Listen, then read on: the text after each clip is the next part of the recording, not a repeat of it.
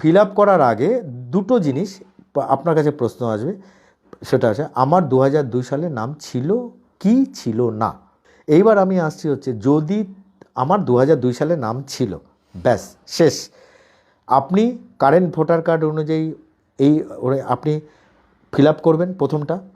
Second, তারপরে পরের প্যালার first বাদিকেরটা আপনার 2002 সালের যেই আপনার এপিক কার্ড নম্বর চেঞ্জ হয়ে গেছে, আপনার বাড়ির অ্যাড্রেস আলাদা ছিল, যা ছিল সেই অনুযায়ী আপনি ফিল আপ করবেন। এবার 2002 সালে আপনার নাম ছিল না, কি করবেন?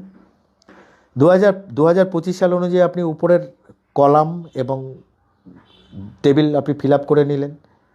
আপনি আসলেন নিচের কলাম টেবিলে, নিচের টেবিলের ডান দিকে আপনি চলে যাবেন আপনার পোর্শনটায়। সেখানে 2002 সালে আপনার বাবা, আপনার মা, আপনার দাদু, আপনার ঠাকুমা, এই চারটে রিলেশনের কেউ না কেউ তো ছিল।